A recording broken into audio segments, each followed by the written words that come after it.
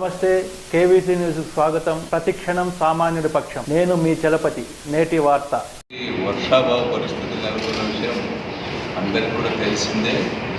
ప్రత్యేకించి మన జిల్లాలో మంచి వర్షాలు కురిసే సెప్టెంబర్, అక్టోబర్ నెలల్లో కూడా ఏమాత్రం కూడా వర్షం రాకపోవడం, అదేవిధంగా ఈ తుఫాన్స్ వచ్చిన ఈ సందర్భంలో కూడా నవంబర్, డిసెంబర్లో కూడా వాటి ప్రభావం మన ప్రాంతంలో కనిపించకపోవడం వల్ల ఈసారి తాగునీరు, సాగునీరు రెండు కూడా సమస్యగా ముందుకొచ్చింది. వాస్తవానికి గత 4 సంవత్సరాలు కూడా అత్యధికంగా అంద్రినీవా ద్వారా, తుంగభద్ర ద్వారా మన జిల్లాకు నీళ్లు రావడం వల్ల గత 4 సంవత్సరాలు కూడా చెరువులు కానీ, బావులు కానీ అన్నీ కూడా కలకల్లాడిన నీటితో జిల్లాలో భూగర్భ జల మట్టం పెరిగింది. ఈరోజు కూడా చెరువుల్లో నీళ్లు ఉన్నాయి, బోర్లలో నీటి మట్టం బాగా ఉందంటే దానికి కారణం గత 4 సంవత్సరాలుగా కురిసినటువంటి వర్షాలే కారణం. అయితే దురదృష్టవశాత్తు ఈసారి వర్షాలు పడాలా. రికార్డు స్థాయిలో గత 4 సంవత్సరాల్లో కూడా ఒక్కోసారి హెచ్ఎల్సి, అంద్రినీవా కలిసి 50 టీఎంసీల వరకు కూడా అంతకంటే ఎక్కువ కూడా నీళ్లు రావడం జరిగింది. కళలో కూడా మన జిల్లా ప్రజలు నదీ జలాల ద్వారా మనకు 50 టీఎంసీలకు పైగా అనంతపురం లాంటి కరువు జిల్లాలకు వస్తాయి. అది కూడా భౌగోళికంగా ఎత్తైన ప్రాంతంలో ఉన్నటువంటి మన జిల్లాకు వస్తాయని ఎవరు కూడా ఊహించలేదు. అట్లాంటిది బాగా నీళ్ళు వచ్చాయి. దాని ప్రభావం ఇప్పుడు కూడా కనిపిస్తుంది. అయితే ఈ సంవత్సరం తుంగభద్ర డ్యాముకు కానీ, శ్రీశైలం డ్యాముకు కానీ చాలా తక్కువ పరిమాణంలో నీళ్లు రావడం జరిగింది. అందుకనే ముందుగానే ప్రభుత్వం హెచ్చరిస్తూ వచ్చింది, ఈ సంవత్సరం వర్షాలు లేకపోవడం వల్ల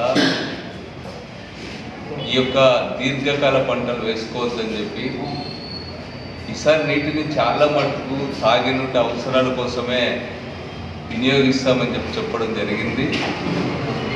ఎల్ఎన్సి లాంటి కాలువల్లో అయితే కర్నూలు జిల్లాలో కూడా పంటలే పెట్టలేవాళ్ళు.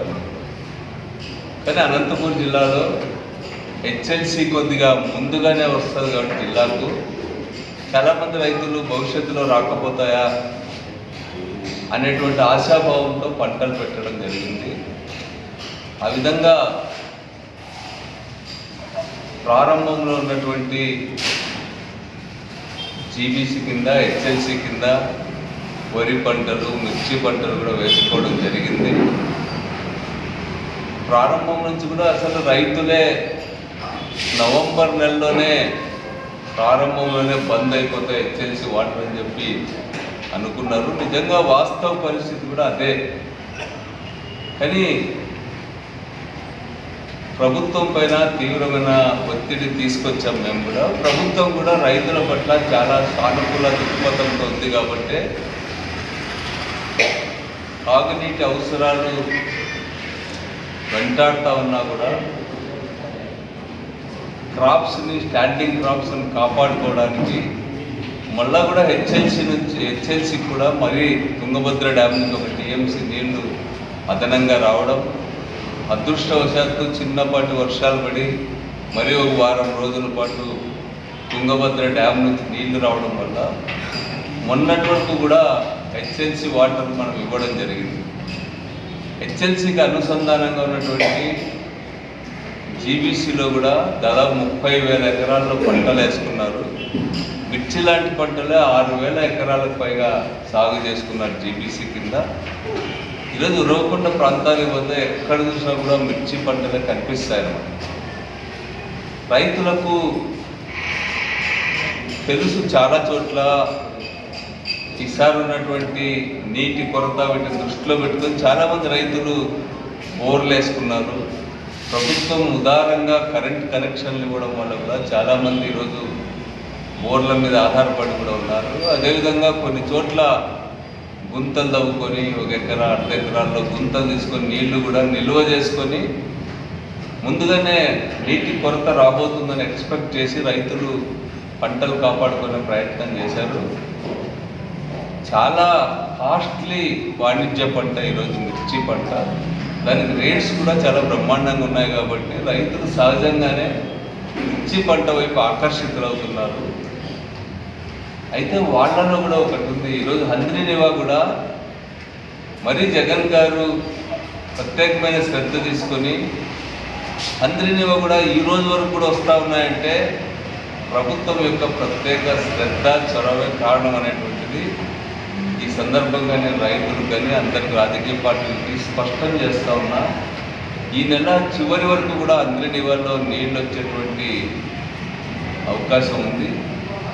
అయితే హంద్రీనివా వేరు, జీబీసీ హెచ్ఎల్సి సిస్టమ్ కింద వస్తుంది. హంద్రీనివా అనేటువంటిది డిఫరెంట్. అయినా సరే హంద్రీనివా ద్వారా జీబీసీకి కొన్ని నీళ్ళైనా ఇచ్చి మిర్చి పంటను వీటిని కాపాడుదామని చెప్పే ప్రయత్నం అన్ని విధాలా చేశాం. అక్కడ మాజీ ఎమ్మెల్యేగా, ఇన్ఛార్జ్గా, అధికార పార్టీకి సంబంధించినటువంటి వాడిగా ముఖ్యమంత్రి గారి కార్యాలయం దృష్టికి తీసుకెళ్ళాం. ప్రభుత్వ సలహాదారుడు సజ్జల రామకృష్ణారెడ్డి గారు, irrigation minister, ENC chief Narayana Reddy గారు, అదేవిధంగా ఇరిగేషన్ సంబంధించిన ఓఎస్డి అందరి దృష్టికి కూడా, జగన్మోహన్ రెడ్డి గారి దృష్టికి కూడా జీబీసీలో విడుపన్కల్ మండలంలో ప్రత్యేకించి స్టాండింగ్ క్రాప్స్ను కాపాడాలనేటువంటిది నిరంతరం ఒత్తిడి తీసుకొస్తూ వచ్చిన కలెక్టర్లను అనేక సార్లు కలిసాం, హంద్రీనివా ఆఫీసర్స్ని కలిసాం, జాయింట్ కలెక్టర్ గారితో మొన్న కూడా రైతులు తీసుకొచ్చి సమావేశం వేశాం. వీటన్నిటితో పాటు అధికారికంగా ఇవ్వడానికి ఉన్నటువంటి ఆటంకాలు వాటిని అధిగమించి అనధికారికంగా అయినా వాళ్ళకి నీళ్ళు ఇచ్చేటువంటి ప్రయత్నం రైతుల యొక్క ఇబ్బందుల్ని, రైతుల యొక్క కష్టాలని దృష్టిలో పెట్టుకుని చాలా తీవ్రమైనటువంటి ప్రయత్నం చేశాం మేము. అక్కడ నీళ్ళు ఇవ్వడానికి ప్రయత్నం చేసేటప్పుడు నీళ్లు కరెక్ట్గా ఇచ్చే టైంలో కేశవ్ వాళ్ళకు సంబంధించినటువంటి సర్పంచులు, తెలుగుదేశం పార్టీకి సంబంధించిన 1-2 గ్రామాల వాళ్ళని రెచ్చగొట్టి నీళ్లు విడుదల చేయకుండా తీవ్రంగా అడ్డుపడడం జరిగింది. ఇది గ్రామాల మధ్య ఘర్షణ వాతావరణం రాకుండా అధికార పార్టీ అయినా కూడా మేమంతా కూడా సంయమనం పాటించడం జరిగింది. ఈ సందర్భంగానే అదే కేశవ్ మళ్ళా వచ్చి ఈరోజు బళ్ళారి అనంతపూర్ రోడ్డు పైన బైఠాయించినాడు. ఏం బైఠాయింపులు ఆయన చెప్పిందంటే నీళ్లు వదలండి జీబీసీ ఆయకట్టుకు హంద్రీనివా నుంచి అని చెప్పి ఆయన డిమాండ్ చేశాడు.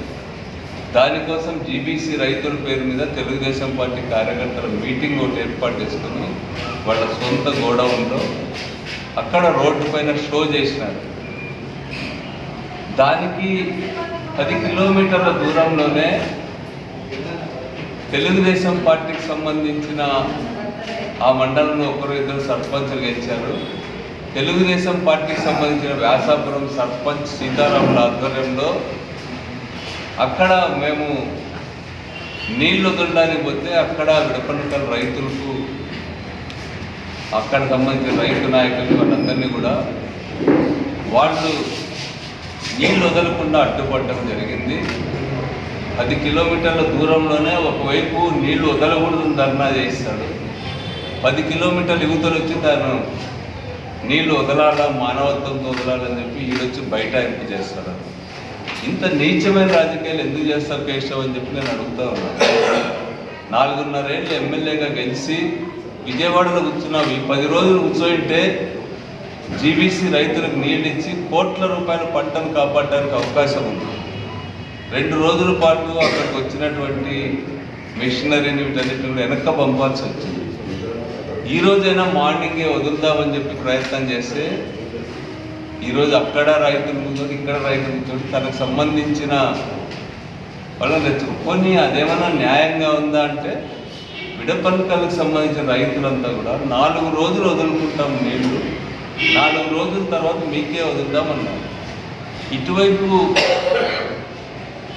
వీళ్ళు ఎవరితో అయితే ధర్నా చేయిస్తున్నారో వాళ్ళ పార్టీ వాళ్ళతో ఆ గ్రామాల్లో నీళ్ళు ఇప్పుడు తడి అందింది వాళ్ళకి.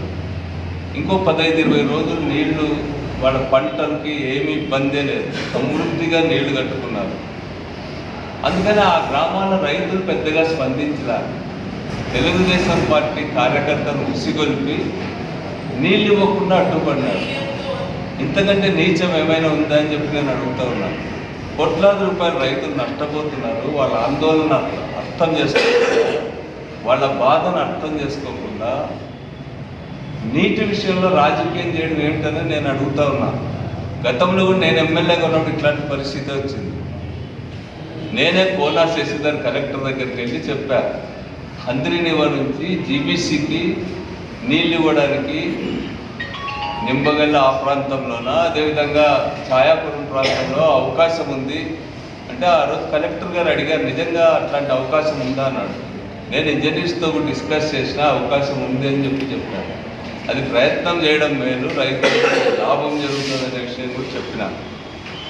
ఆ విషయం వెంటనే కలెక్టర్ గారు ఆ రోజు అధికారంలో ఉన్నటువంటి కేశవ్కు సమాచారం అంతా అందించినాడు. నేను మొన్న పోయి కలెక్టర్ గారిని అడిగా, మీరు చెప్పారు కదా నేను చెప్పిందంటే, నిజమే విశ్వేశ్వరరెడ్డి, రైతుల ప్రయోజనాలు చెప్తే అధికార పార్టీలు చెప్తే మంచిదని చెప్పాను. ఓకే, రైతులు బాగుపడతారు కాబట్టి ఇద్దామని చెప్పారు. ఆయన ఆ రోజు అధికార పార్టీకి సంబంధించిన వాడు సూచన ఏం చేసినప్పటికీ ఆయన దాన్ని అమలు చేసే కూనుకున్నప్పుడు నేను అడ్డుకోలే, నేను రాజకీయం చేయలే. రైతుల ప్రయోజనాలు ముఖ్యంగా భావించినాం కాబట్టి హ్యుమానిటేరియన్ దృక్పథంతో ఆ రోజు రాజకీయం చేయడానికి మేము ప్రయత్నం చేయలే. ఈరోజు మేము అధికారంలో ఉన్నాం, మేము నీళ్ళు ఇవ్వడానికి ప్రయత్నం చేస్తున్నాం. అధికారికంగా ఇవ్వడానికి లేకపోయినా అక్కడ అందరినీ ఒప్పించి ఆఫీసర్స్ని అందరినీ కూడా నీళ్లు వదలడానికి 3 రోజులుగా తీవ్రమైనటువంటి ప్రయత్నం ఆ కాలు పైన గుర్తు చేస్తుంటే అడుగడుగునా కూడా అడ్డపడి ఈరోజు 4.5 ఏళ్ళు కనిపించకుండా పోయిన కేశవ్ హఠాత్తుగా ఈరోజు పురవకుండా రోడ్ల మీద కనపడుతుంది. ఎన్నికల కోసం అంత కక్కుర్తి పడాల్సిన అవసరం ఏముంది అని చెప్తున్నాను. రైతులు పంటలు నష్టపోతే నేను ఇప్పుడు కూడా చెప్తున్నా, ఈరోజు ఆడు కూర్చొని చెప్పినాడు పెద్దిరెడ్డి రామచంద్రరెడ్డి గారు చిత్తూరు తీసుకోవడానికి మనకు రైతులకు నీళ్ళు ఇవ్వకుండా చేస్తున్నాడు. నేను అడుగుతా ఉన్నా ఇప్పుడు కూడా, హంద్రీనివాలో మనకి ఈసారి వచ్చిన వర్షం వల్ల నీటి లభ్యతను బట్టి 18 టీఎంసీల వరకు నీటి కేటాయింపు జరిగింది. ఈ 18 టీఎంసీల్లో కూడా ప్రోరోటా బేసిస్ పైన 4 జిల్లాలు కూడా నీళ్ళు ఇవ్వడానికి ప్రతిపాదనలు కూడా హంద్రీనివా అధికారులు సిద్ధం చేసినారు. దీని ప్రకారం కర్నూలు జిల్లాలో 80,000 ఎకరాలకు మామూలుగా నీళ్లు ఇవ్వాలి ప్రతిపాదిత ఆయకట్టము. దానికి 5.312 టీఎంసీ నీళ్ళు ఇవ్వాలి.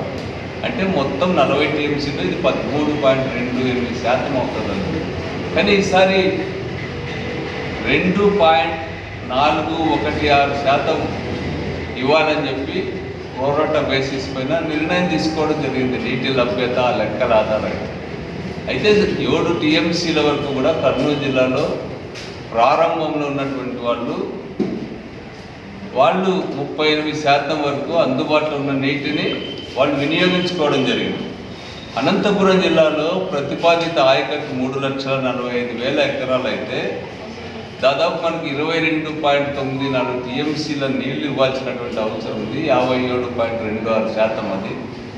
అయితే ఈసారి ఉన్న అందుబాటులో ఉన్న లెక్కల ప్రకారం మనకు 10.417%, 10.417% నీళ్ళు వల్ల ప్రోరోటా బేసిస్ పైన నిర్ణయించడం జరిగింది. దాంట్లో మనం ఇప్పటికే సంపూర్ణంగా వినియోగించుకున్నాం. 57.26% వినియోగించుకోవాల్సి ఉంటే 58.2% వినియోగించుకున్నాం. అంటే 10.597 టీఎంసీల నీటిని మనం వినియోగించుకున్నాం ఇప్పటికే. కడప జిల్లాకు సంబంధించి ముఖ్యమంత్రి గారి జిల్లా 37,500 ఎకరాల హంద్రీనివా కింద సాగునీటి ప్రతిపాదిత ఆయకట్టు ఉంటే దాంట్లో 2.49 టీఎంసీల నీళ్లు వాళ్ళకి ఇవ్వాల్సి ఉంది. అంటే 6.22% అవుతుంది. దాంట్లో 1.132% కేటాయించినారు కర్నూలుకి ఈసారి ప్రోరోటా బేసిస్ మీద ఇవ్వాలని కడపకు.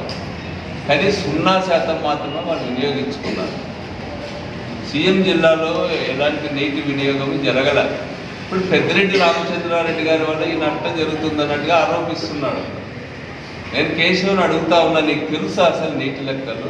1,40,000 ఎకరాలు ప్రతిపాదిత ఆయకట్టు చిత్తూరు జిల్లాలో ఉంటే 9.296 టీఎంసీలు వాళ్ళకి నీళ్ళు ఇవ్వాలి.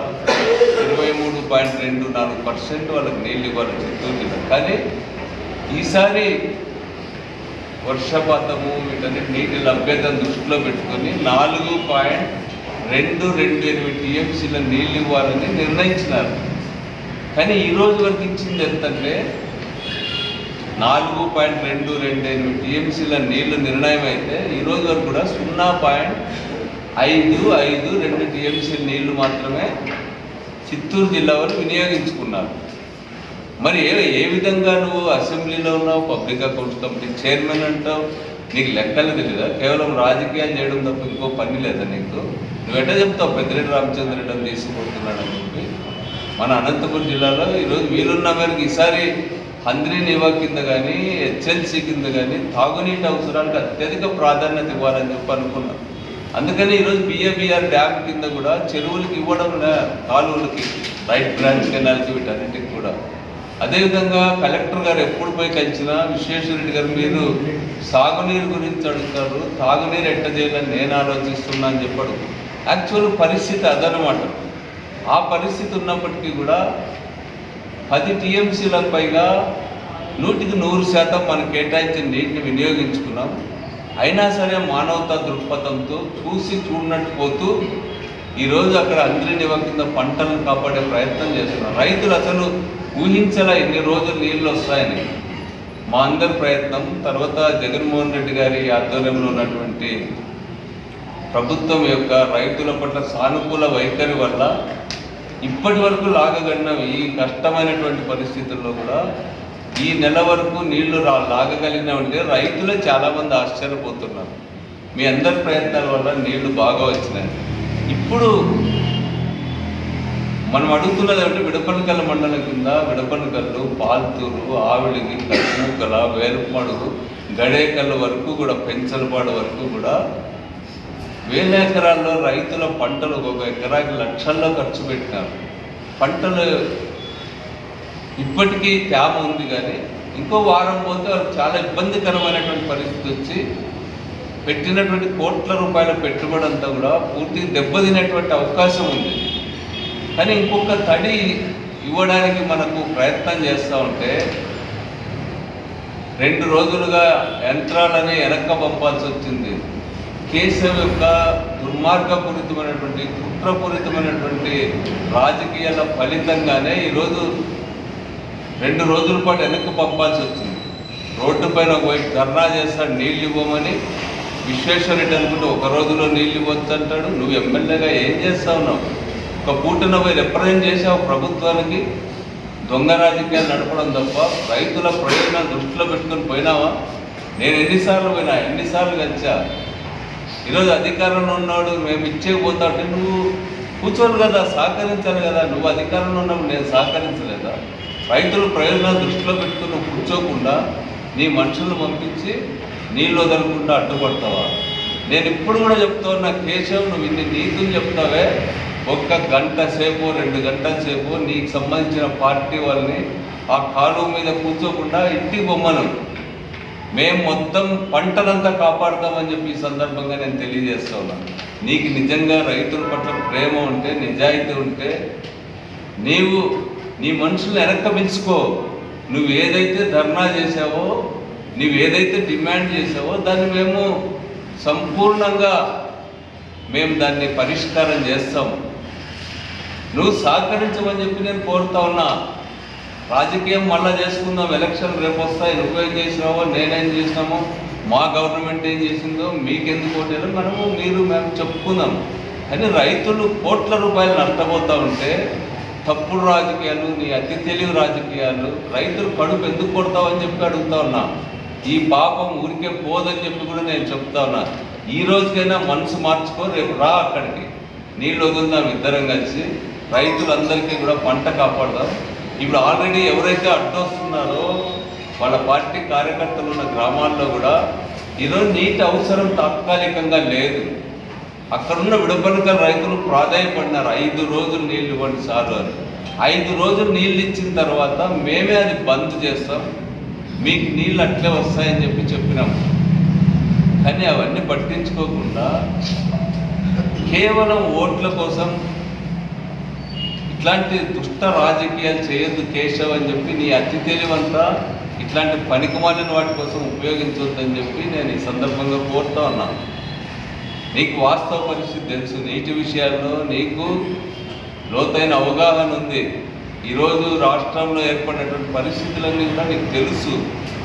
తెలిసినప్పుడు ఎక్కడి నుంచి ఆగమేఘాల మీద వచ్చి నువ్వు ఈరోజు ధర్నా చేసాడు, మీ మనసులు రెచ్చగొట్టుకుపోతే రైతులు ఇయర్కి ఆనంద బాష్పాలు రాల్చిండేవాళ్ళు, నీళ్ళు ఇచ్చిండేవాళ్ళు. అందుకనే ఇట్లాంటి దుర్మార్గ రాజకీయాలు చేయొద్దని చెప్పి కేశవ్కి పదే పదే విజ్ఞప్తి చేస్తా ఉన్నా. దీనివల్ల రైతుల మధ్య చిచ్చు పెట్టడానికి తోడ్పడుతుంది తప్ప నీ రాజకీయం దేనికి పనికిరాదని చెప్పి నేను ఈ సందర్భంగా కోరుతా ఉన్నా. ఇట్లాంటి దుష్ట రాజకీయాలతో పైగా ఏమి ఓట్లు చేర్పించేదంటే మేము నిమగ్నం అయిపోయినాం. నీవా విజయవాడకి ఢిల్లీకి కాళ్ళు గాలి పిల్లిలాగా తిరుగుతూ ఉన్నావే.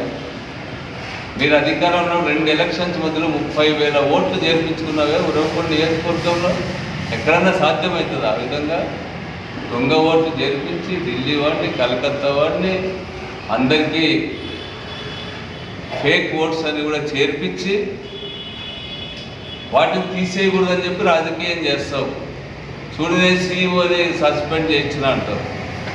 చనిపోయినటువంటి వాడికి వాస్తవం అవి చనిపోయినటువంటి వాళ్ళు ఇచ్చేస్తారు. ఆ రోజు వాటికి నోటీసులు ఇవ్వలేదనో, ప్రొసీజర్ ఫాలో కాలేదనో వాళ్ళ సీఈఓలను సస్పెండ్ చేశారు. అది కూడా నీకు స్పష్టంగా తెలుసు, వాళ్ళు తప్పు లేదు. అది దేశవ్యాప్తంగా అట్లాంటి పద్ధతి అనుసరిస్తున్నారు. ఈడ చేసినాడు. చనిపోయిన వాళ్ళు మీ వాళ్ళు ఎంతమంది పోయినారో మా వాళ్ళు అన్నీ ఓట్లు పోయినాయి. నీవెందుకు ఈరోజు కూడా మొత్తం అందరికి కూడా బిఎల్ఓలకు అందరికీ నోటీసులు ఇచ్చినావు, బిఎల్ఓల పైన చర్యలు తీసుకుంటామని నోటీసులు ఇచ్చినావు. ఎందుకు అడుగడుగునా అడ్డుపడతా ఉన్నావు? తప్పుడు ఓట్లు, దొంగ ఓట్లు కాపాడుకోవడానికి సర్వ విధాల ప్రయత్నం చేస్తూ ఉన్నాడు. మీ పార్టీ నుంచి బీజేపీ ముసుగేసుకొని బీజేపీకి పోయినటువంటి ఎంపీలతో పిటిషన్లు పెట్టిస్తూ ఉన్నావు. ఎన్నికల కమిషన్ పదే పదే నీకు ప్రజల రాజకీయం కట్టవు కాబట్టి నీ దొంగ ఓట్లు కాపాడుకోవడానికి నెల రోజుల్లో తీరిక లేకుండా దాంట్లో నిమగ్నమైపోయినా తప్పుడు మాటలన్నీ చెప్తా ఉన్నావే. నీకు రైతుల ప్రయోజనాలు పట్టినాయని చెప్పి నేను అడుగుతా ఉన్నా. నువ్వు ఎన్నిసార్లు గెలిచినావు అధికారులు కానీ, ప్రభుత్వాన్ని కానీ, ఒక శాసనసభ్యుడిగా, పిఎస్సి చైర్మన్గా చంద్రబాబు నాయుడు గారు నీకు ఒక్కటికే అవకాశం ఇచ్చినాడు క్యాబినెట్ హోదా వచ్చేటువంటిది. ఏం చేసినావు నువ్వని నేను అడుగుతా ఉన్నా. అందుకని నేను ఇప్పటికి కూడా చెప్తా ఉన్నా, నీళ్ళ విషయంలో తప్పుడు రాజకీయం చేయొద్దు. ఊరికే కూర్చోను, మేము ఇడుస్తాం నీళ్లు, రైతులను కాపాడుదామని చెప్పి నేను ఈ సందర్భంగా విజ్ఞప్తి చేస్తాను. ఇంతటితో నేటి వార్త సమాప్తం. మరిన్ని వార్తా విశేషాలతో మీ ముందుకు వస్తుంది KVS news. Until then, signing off మీ కేవీ చలపతి.